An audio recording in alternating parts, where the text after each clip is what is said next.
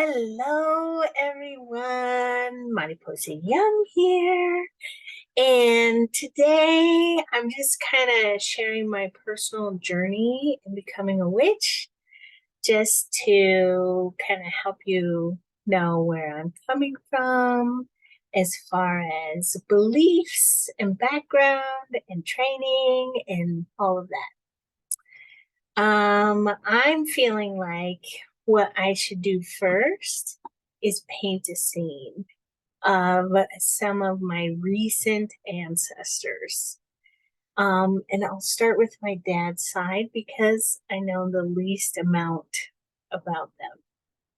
So imagine that you and your immediate family are very much hiding who you really are, your personal background, because it is not safe to share who you are. And you are Taino from Puerto Rico, and you mask that by telling everyone because of your complexion and how you look, you tell everyone that you are East Indian instead of being indigenous. And then you align yourself both with work and in personal relationships with colonizers. In fact, even blonde haired, blue eyed colonizers. And you really kind of abandon some long held traditions and beliefs, especially about religion, and adopt the most common religion around you, which is Catholicism. So that is my father's parents and grandparents' story. And then let's switch to my mother's side. So let's go back to my great grandmother. Imagine being a madam that you graduated to after being a prostitute and running a bar, and your mother had a similar role, and you partition off part of the saloon. There's a special room where you can provide seances and readings, like crystal ball readings, most particularly to those interested in those spiritualist concerns. And imagine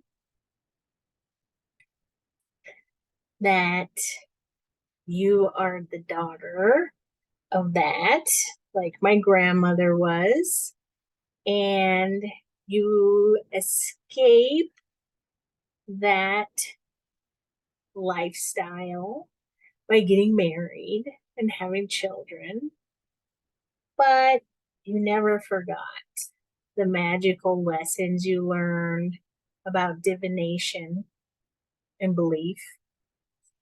And in general, you come from a very long line of criminals, thieves, con men, bull sharks, card sharks, prostitutes, those that uh, align themselves with other marginalized groups, um, living in those neighborhoods or areas, marrying those marginalized folks. Um, a lot of poverty, a lot of struggle, But somehow, in even generational disconnect, quite a bit of generational trauma, so a lot of disconnection, but somehow the magical traditions survive. And you tend to think that or believe that, as you've been told by your predecessors, that this is many, many, many, many generations old. These divination skills, the scrying with crystal balls, the reading palms, the reading cards, the doing of astrology, and doing all this in form of service, the spell work on demand for others. All of this you've been led to believe has very old roots, but you can't identify exactly what tradition or where it's from. And imagine for my grandmother, with her heyday being around the 50s, that on the weekends your family come to visit, like me as a child, and strangers come and timidly knock on your back door and give you money, and then you return to the door with a bundle, and not much is said, and they go away, and only the family knows what you're up to, and that you've done a talisman or a spell work of some kind for that person, and everything's like, you know, everything's like secret and hidden what you're doing. You keep a deck of regular playing cards in your purse, and you can do card readings with those as you've been taught. And so you do.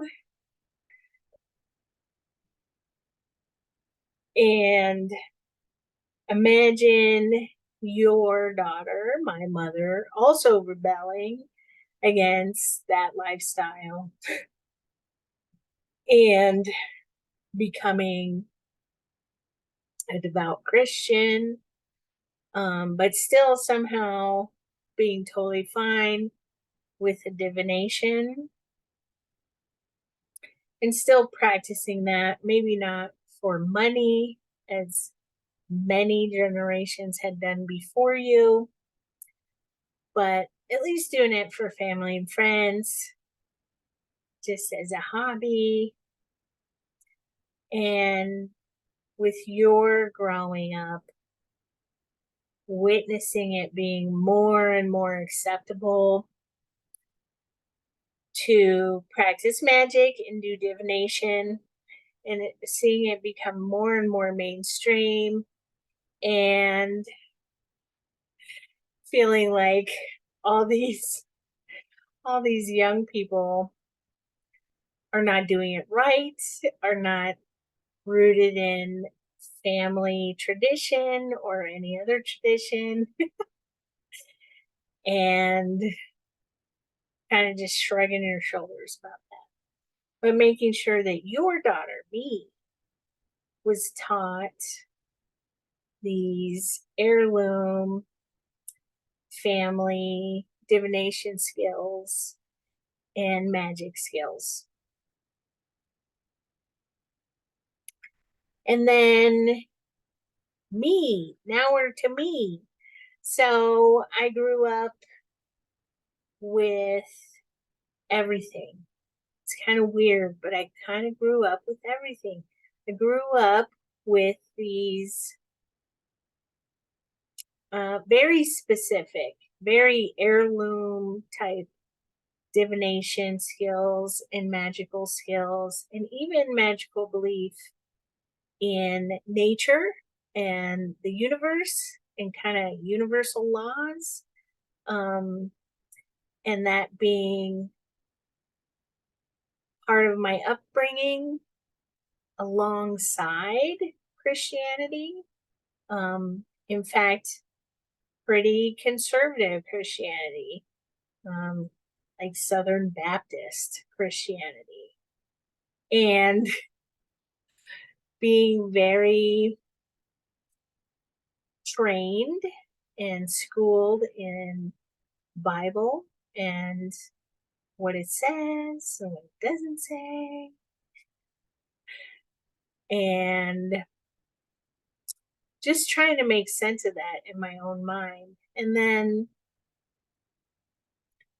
when I was a teenager, my mother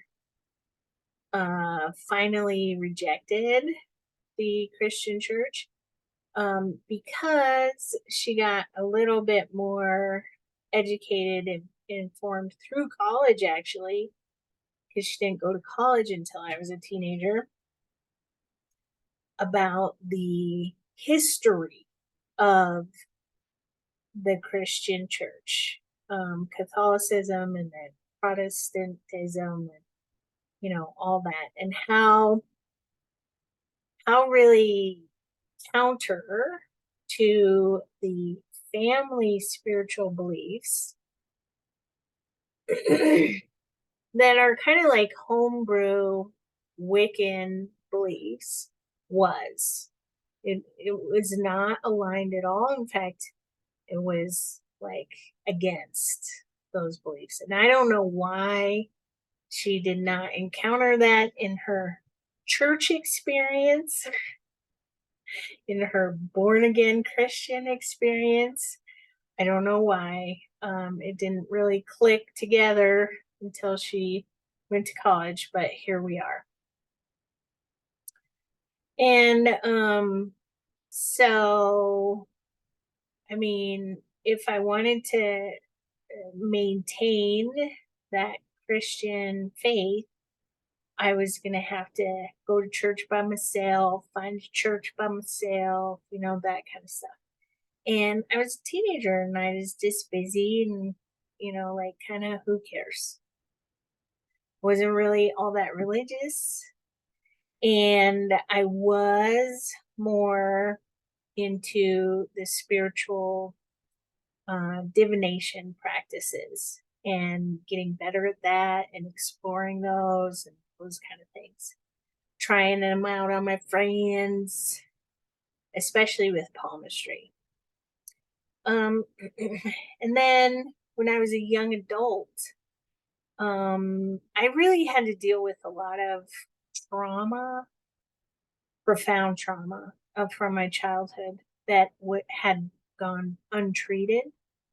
And so once I was an adult and could get treatment myself, I was doing therapy, group therapy, self help books, and also wanted to have more of a community experience with my spirituality and divination practice. So,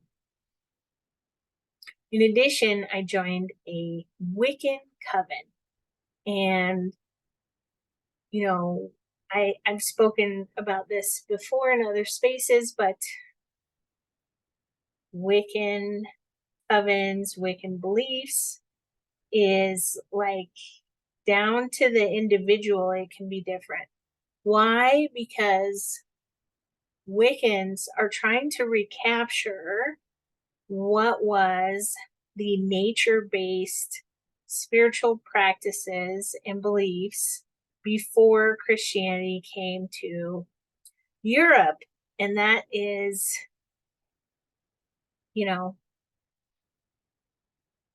almost 2,000 years ago was how that was. And there's not great records. And Christianity's whole mission in Europe was to stamp all of that out, stamp out all that paganism and those heretics. And so it was really like you either convert or you die. And so not a lot of um, real practices were maintained or kept, but um, there's a real effort to try and uncover some of those practices, both spiritually, like connecting with ancestors, and studiously, like trying to find records and whatnot, and just experimenting and things like that. So it is kind of a homebrew religion. It is kind of make of it what you will kind of religion. And so my coven was very specific about doing goddess worship, and it was more Celtic centered, and it was more uh, astrological event ceremony based, like on the solstices and the equinoxes and the times in between those, and full moons and new moons and those kind of things, and just going for it. And then the high priestess in that coven was a channeler. Um, and so she was great at advising us, teaching us, being a mentor for channeling, mediumship. I'm not much of a channeler. I just choose not to channel, but I am a psychic medium for sure. Um, and that was a beautiful experience. And I think it was important that I also at the same time had psychological support. So I wasn't confusing needs and support for difficulties I was having. Okay. So, like, I was using my spirituality to grow myself spiritually, to help out my community spiritually, and so forth.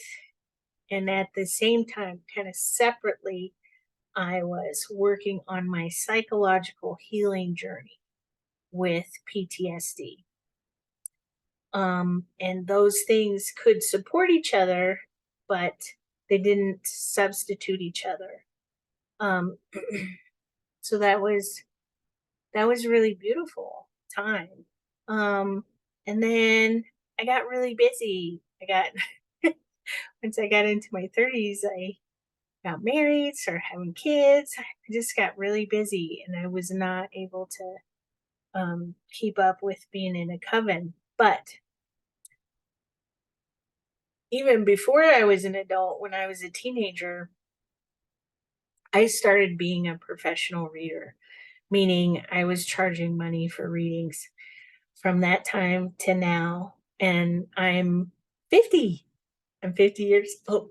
So, tons and tons of experience about doing readings. And so, um, anyway, I love deep diving into spiritual beliefs of all kinds, religious studies of all kinds, and I find God everywhere. I find the goddess everywhere. I look, and I'm kind of okay with just taking what I like and leaving the rest. Why not? And so it's kind of eclectic, my practice, but um, I keep up as a solo witch since my 30s. And once I had children, they were old enough to participate. We also do family magic. My husband is a participant as well.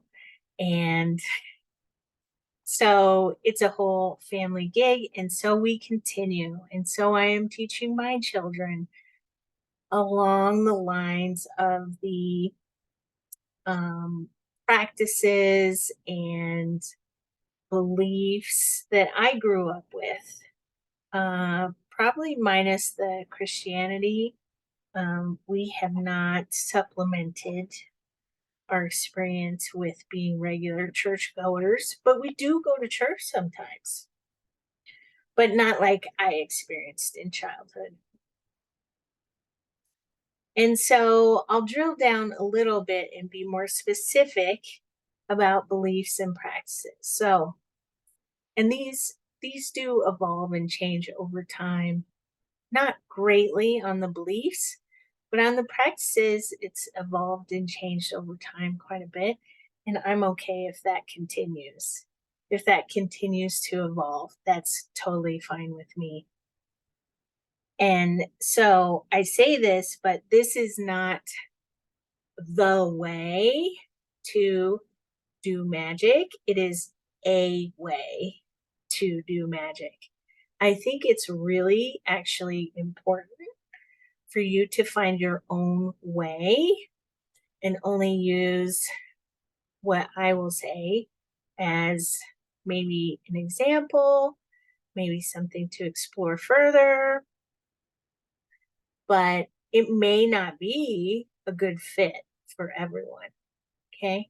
I feel very personal and protective about spiritual practice. So, um, and it's okay if you do too. Okay. So I'm just sharing. Um, so this is how I believe the universe works. I believe that our spirits, our souls, what is not the physical exists and that it is eternal. I believe that reincarnation is a thing. Um, it took me a long time to really think that was a thing, but I've arrived to thinking that's a thing. I think that as spirits having an earthly experience, we come here to have specific experiences to learn specific lessons. And so the goal is not to remove all difficulty and all challenge and to be, perfect here. Even the ones that is, even for the spirits that is the goal, it is to uplift the rest of us. It is to be an example, a model, a help to others. Um, yeah, I think that we are part of a human collective of souls, and we want to advance or spiritually advance together as a group. And so, like, we won't reach the end. If there even is an end, I'm not sure, but we won't reach the pinnacle or the end or whatever without helping each other. We're in it together. I believe that all creatures have a spirit. I believe that the earth has a spirit. I believe that inanimate objects have energy within them. And there is something about that energy that is never destroyed or lost or dies. It just changes form. And I think science supports all of that. I love science. I do. I love science. I feel that a lot of science supports my personal beliefs. I believe that whatever I believe is true for me. So I have to be careful about what I believe. I believe that my beliefs that are affirmative to the human condition and the human spirit are more helpful for me to explore and have than beliefs that are not. I believe in karma. I also believe that my understanding of karma is imperfect.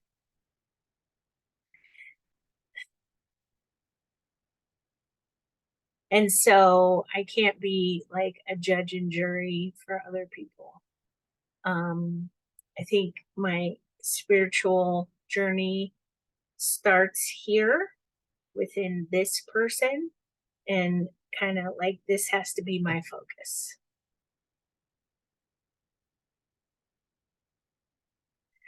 I believe in God.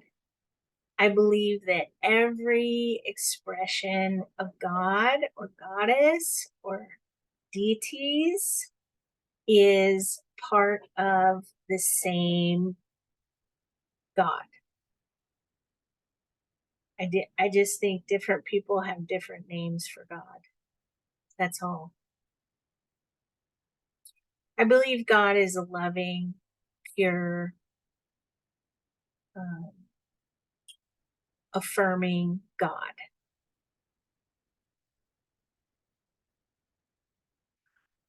I believe, what else do I believe? Well, I think that's good. So I have a lot of reverence for nature. I have a lot of reverence for our spirits. I believe that it is my birthright as a human, having this earthly experience, to use my spiritual power towards things that will make my life better, make your life better, make everyone's life better. And I believe that whatever energy I put out there magically comes back to me threefold. Um, so in magical practice, I like to create sacred space with like consecrated objects, tools, and my voice, my energy. And then I like to do things within that sacred space. It might be spell work, it might be manifestation work, it might be healing work, it might be protection work. Um, it could be any of those. And that I have to align my purposes with what's going on our earth and in the cosmos. Like it needs to be appropriate what I'm doing to the season or to the sign the moon is in or things like that. So if I really want to expand things, grow things, that kind of like manifestation of abundance kind of things, those are more appropriate in the spring and in the summer for where I live on the earth, because that's what nature is doing.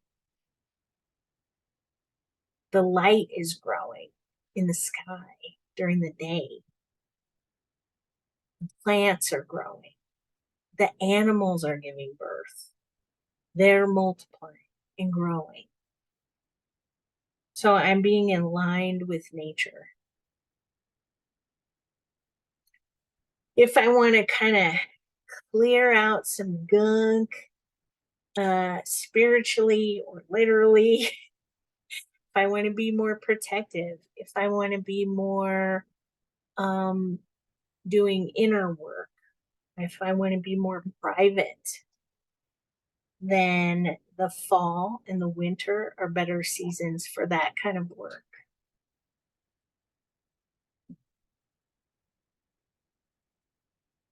Uh, Animals are hibernating. It's getting colder. It's getting darker. The you know the seasonal trees, their leaves are falling from the trees. Things slow down. Things are more quiet. Things are more happening under the ground than above ground. Things are happening that are unseen.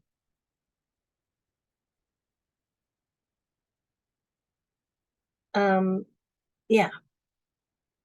So that's what I keep in mind. And I keep in mind that magic ceremony or magical steps are always to delight the subconscious and the imagination. So it's good. It's good to use beautiful candles and light them, to use fragrant herbs and incense and essential oils, and everything should smell and look and taste and feel fantastic and magical and important and spiritual, and that there's no only way or right way really to do anything like this. You just have to delight your own senses. Maybe you're really turned on by the color green.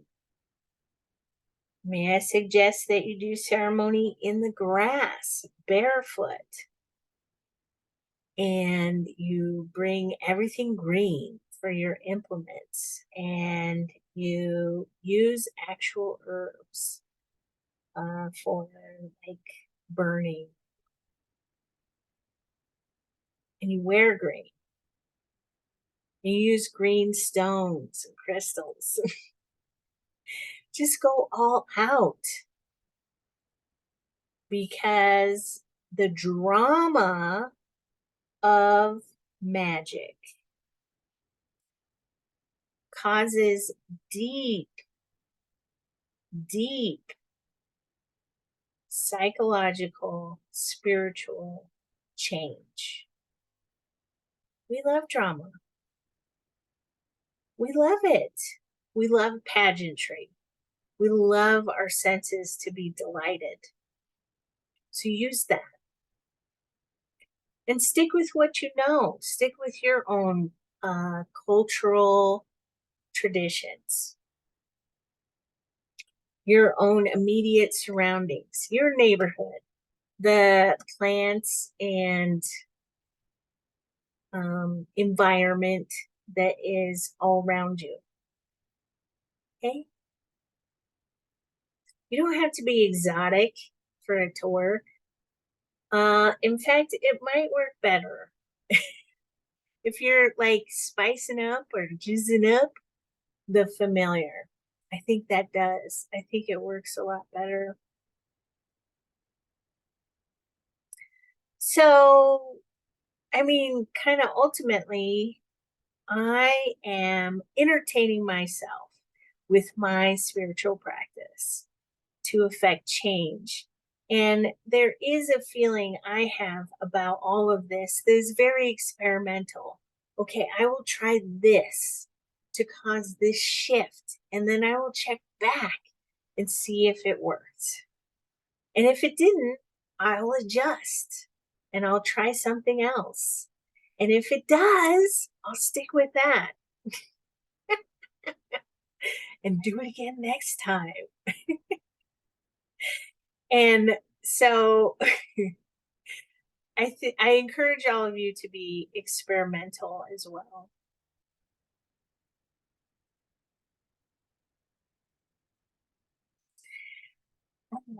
So that's my background, personal journey, story of how I became a witch.